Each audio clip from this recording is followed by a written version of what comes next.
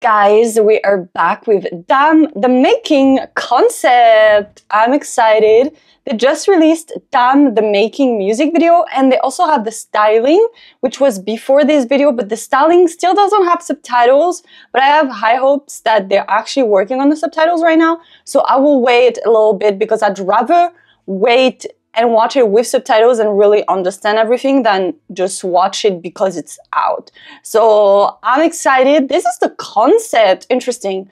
So I wonder if it's the concept for the song, the music video, the styling. I don't know. But yeah, I'm excited. I'm just so happy that we have the entire journey of how Damn was made.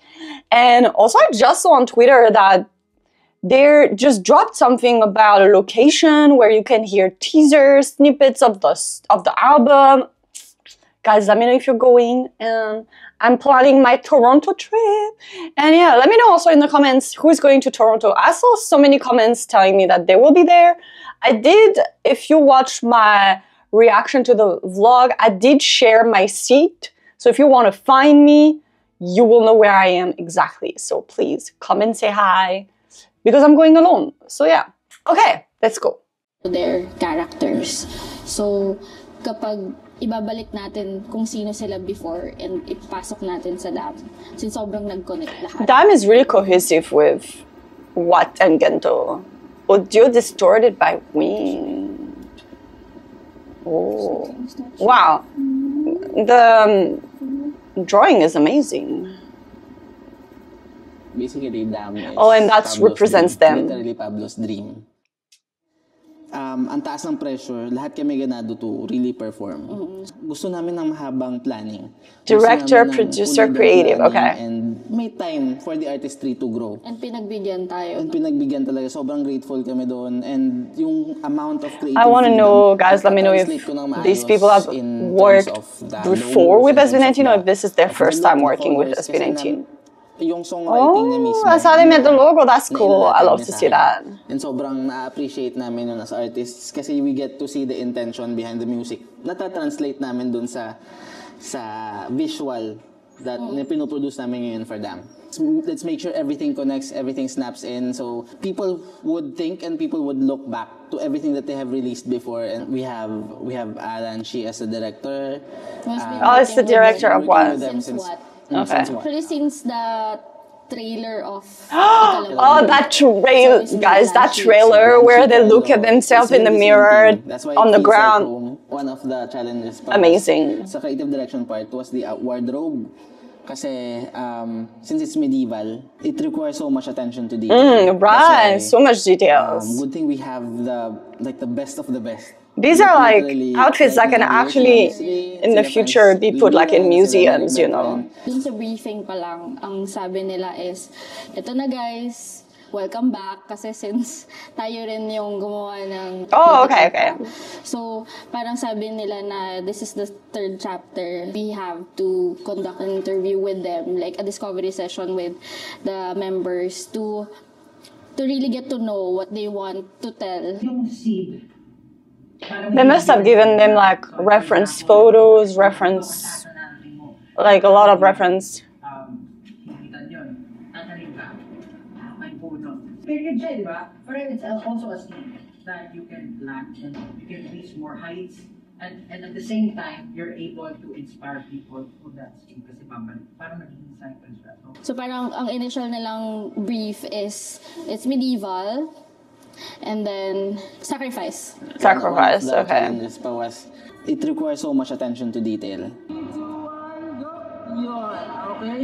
Alam nila yung gusto nila eh.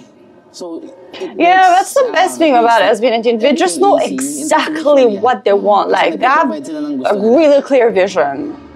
They have vision about what they're gonna do like in 5 years already. They know the trajectory. Ng tinulong sa story. Yung character niya kasi sabi niya, I want to be a prince. Like to suggest na sana may dalawang character ako. You can see I have two personalities then, which is the good and bad still.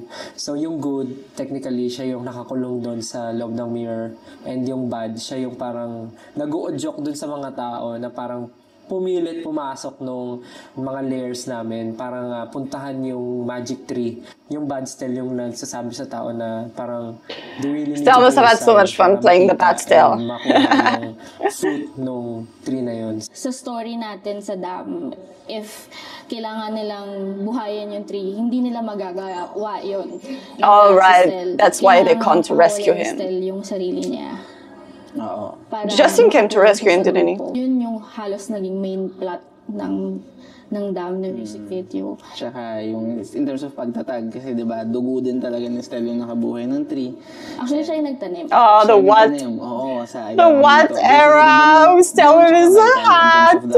The entire universe. Si Pao naman, yung contribution niya, bukod sa siya yung nagsulat ng song, and all, And all. kumbaga, binigyan Produce, niya kami wrote. ng insight to ano ba talagang iniisip niya during na sinusulat niya yung song. So, ang sabi niya doon sa Discovery Session is, panaginip niya talaga yung dam. So, parang ang dream niya is, nakatayo silang 5 sa isang dam. Parang dulo. Parang cliff, dulo, parang cliff, oo. So parang kaya sa music video nilagyan namin siya ng parang cliff. Yung dam kasi may pinipigilan ka, di ba? Pinipigilan mo yung flow ng water. Ang Wolf King, napakadami niya ng digmaang nilabanan. And dumating sa point na napapagod na siya sa mga laban-laban, sa digmaan. So, parang nagpahinga siya sa kanyang lair. Kung saan namalagi siya for many years. Many years, Ability niya damn! is shadows. So, he's able to control the shadows. And so, syempre, hindi pwede sinaga ng araw kasi nga nandun na siya sa lair. That reminds me of like Pablo's dream. Kasi panaginip niya the Death Eaters from Harry Potter. They actually call them like Pablo. Kasama siya sa panaginip. And Kaya kasama siya sa pangarap. kasama sa pangarap. Dapat makonti sa face. Sige lang. Ang galing. And lahat dapat approve nila. Lahat dadaan sa kanila. So parang, This is the best thing alam mo yun, the about them moment having now their own sila label. talagang They finally nasa have own all Lahat kami. Sobrang say and alam namin everything. yung creative They don't brief have by to heart. answer to anyone else. It's better.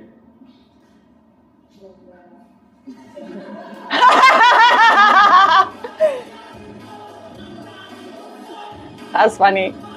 So this is how it started. During meetings, This is like si Josh, ang dami na talagang ang suggestion. dami niya. Siya yung pinakamadaming insight, suggestions, saka Tsaka, yun nga, siguro sa kanila lahat, siya yung pinaka ma-experience sa games tsaka sa mga medieval. Basically, kung di ba, pag naglalaro ka ng mga MMORPG, RPG, di ba, meron These are mga games I know. classes, I don't know what those are.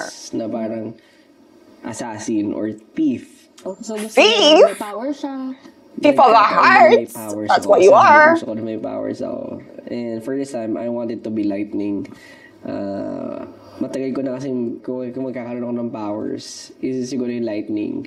It looks super cool. It Diba? does. Pero, Lightning is cool. and then, nagdedicate din yung ibang parts ng katawan ko. Nag-feel na kami, in a way, and ako, dun sa mga nangyayari.